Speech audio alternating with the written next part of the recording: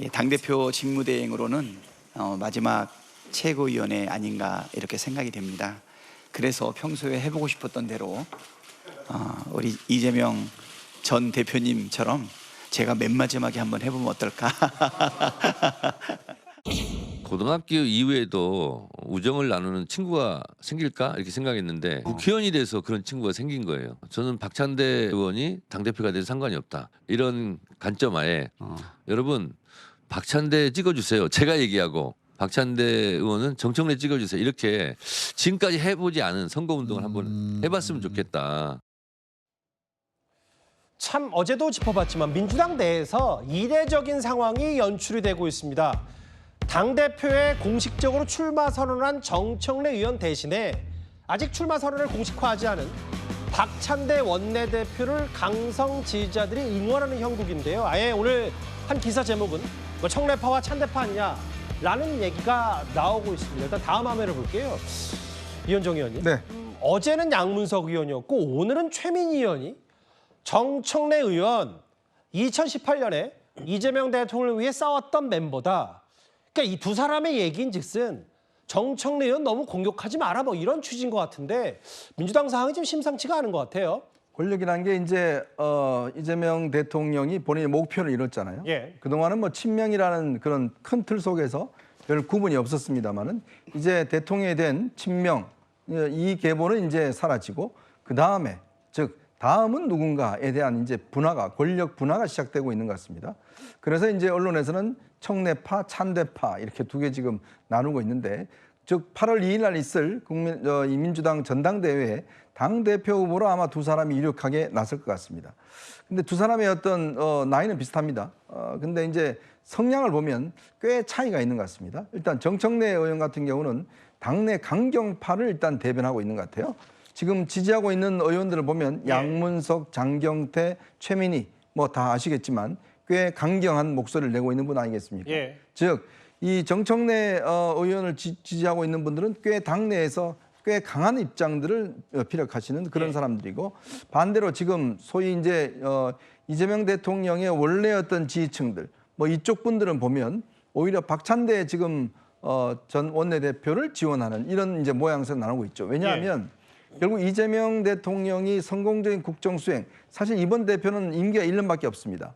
그러니까 이 잔여 임기를 하는 거니까요. 근데 이 1년 동안 제일 중요한 게 뭐냐? 결국 이재명 대통령이 성공하기 위해서는 당이 이걸 뒷받침해 줘야 된다. 아무런 무리 없이. 자, 그러려면 이재명 대통령과 가장 호흡이 잘 맞는 박찬대 전 원내대표를 대표로 내세워야 한다는 게 아마 이분들의 주장 같고 반면에 지금 강한 목소리를 내고 있는 정청래 지금 의원 같은 경우는 일부에서는 꽤 좀 부담스러울 수가 있다. 이 대통령이. 일부면 사람마다 생각은 다를 수 있지만 뭐 일부다. 장경태, 최민희 뭐 그 멤버들만 보면 조금 우리가 생각이 나지 않습니까? 양문석 뭐 등등 뭐 이런 사람들이 꽤 강한 목소리를 내면 자칫하면 이재명 대통령의 어떤 국정 수행에 있어서 좀 더 중도 이런 거보다는 좀 더 강경한 쪽으로 갈 수 있지 않느냐 그런 우려들.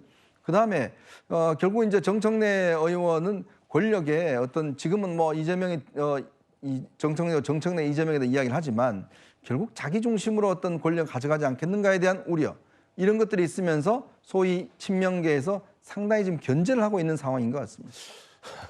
친명이 누가 누군지 전 진짜 잘 모르겠어요. 요즘 뭐 친명을 놓지 모르겠습니다. 질문을 드려야 될 것 같은데 국민의힘 상대하라면 정청래 스타일이 낫다라는 의견도 있고 반면에 아직 뭐 박찬대 의원은 출마 선언 안 했는데도 이재명 대통령 박찬대 원내대표 빌고 있다는 증거가 뭐 그 이재명 대통령이 떠난 그 의원회관 빈자리 818호를 박찬대 원내대표가 그 의원회관 818호로 옮기면서 여러 가지 해석이 나오고 있는데요. 아까 근데 정청래 의원의 말을 다시 한번 볼 필요가 있어요. 이도학 의원님. 네. 근데 저처럼 제3자가 봤을 때 박찬대가 당대표 돼도 상관없으면 근데 이게 사실 그러면 선거가 아닌 거잖아요. 뭐 누가 되고 이게 선거라는 게 아름다운 선거, 아름다운 경쟁이라는 건 사실 있을 수가 없는 일이면 이 얘기는 최근에 정청래 의원 스스로도 일부 지지자와 강경파들로부터 뭐 수많은 공격을 받으니 본인이 그만큼 친하고 내가 되든 안 되든 상관없다 뭐 이런 얘기를 그래서 애둘러서 하는 건 아닌지 모르겠어요. 네, 그렇게 보입니다.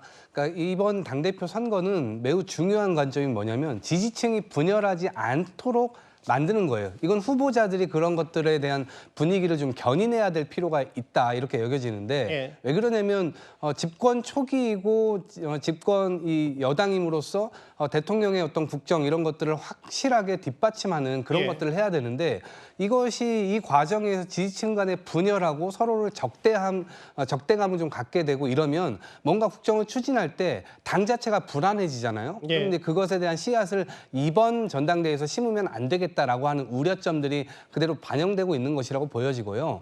저 두 분은 사석에서 만나면 정말 개그 욕심도 있고 지금 굉장히 사적으로도 굉장히 친밀감을 보이시는 분들인데 예. 어찌됐건 이번은 공적인 투쟁이란 말이에요. 그럼요. 결국 선거는 이겨야 되는 거 아니겠습니까? 그런데 그 과정에서 너무나 이 지지층들을 분열시키는 그런 행동이라든가 이런 것들을 하게 되면 결과적으로 그것이 또 국정의 부담으로 작용될 수 있거든요. 그래서 저는 기존에 봐왔던 당권 투쟁이 굉장히 뭔가 이 뒤에서 수도 쓰고 여러 가지 그런 모습들이 많이 보여온 데 반해 예. 이번 전당대회는 좀 뭔가 오묘하게 서로를 칭찬하는 전당대회가 될 수도 있지 않을까? 물론 지지층들은 그 아래에서 많이 싸우겠지만 이런 점들을 나중에 서로 이렇게 잘 끝맺음을 좀 잘 맺으려면 이 과정이 너무나 이렇게 이 뾰족하게 되면 나중에 좀 수습이 불가능해질 수가 있으니까요. 그런 측면에서 좀 다른 측면의 모습이 나올지 않을까 기대를 해봅니다. 알겠습니다. 참 이례적인 장면이어서 저희가 포커스를 맞춰봤고 글쎄요. 뭐 정청래, 박찬대, 뭐 찐명이든 찐찐명이든 간에 이제 누가 되든 뭔가 그 이재명 대통령을 중심으로 하겠다 혹은 여러 사법 리스크들은 말도 안 된다. 이거에 관해서는 한 목소리인 것 같아요. 최근에 이화영 전 부지사 대법원에서 7년 8개월형이 확정된 이후에 스스로 대놓고 공개적으로 사면을 언급하면서 여러 논란인데 민주당 소속의 박균택 의원의 이 발언도 여러 뒷말을 낳고 있습니다. 직접 한번 들어보겠습니다. 이화영 부지사는 제가 보기에는 두 가지 혐의가 있습니다.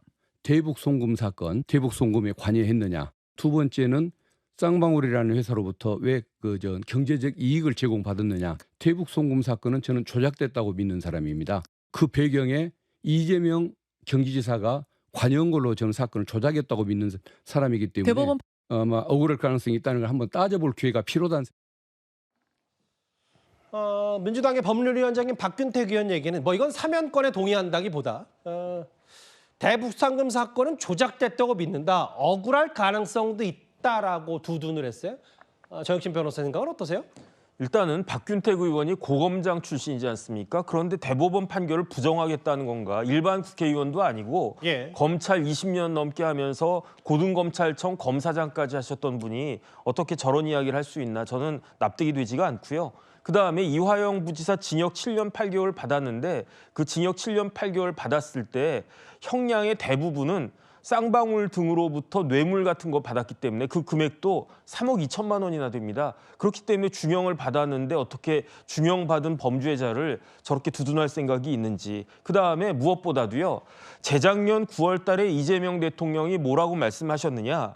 이화영이 나 몰래 도지사 직인 찍어가지고 서류 만들고 예. 독단적으로 대북 사업 추진했다고 그랬습니다. 예. 그 이야기는 뭐냐면은 이화영 전 부지사가 도지사 몰래 도지사 직인을 훔쳐서 찍어가지고 자기 마음대로 대북 사업 추진했다는 이야기 아니겠습니까? 그러면 적어도 박균택 의원이 말씀하신 것과 같은 그런 검찰에 의한 조작은 없었다는 거잖아요. 나는 모르는 일이고 예. 어쨌든 이화영이 그런 일을 했다. 이거는 사실이라는 이야기 아닌가?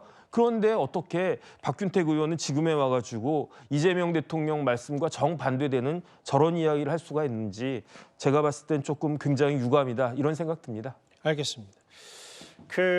일단 청래파와 찬대파 관련 박찬대 전 원내대표 박찬대 의원도 아마 공개적으로 이제 공식적으로 당대표 출마 선언을 할 듯하니까 그때 가서 이번 주제처럼 한번 심층적으로 분석을 해보겠습니다.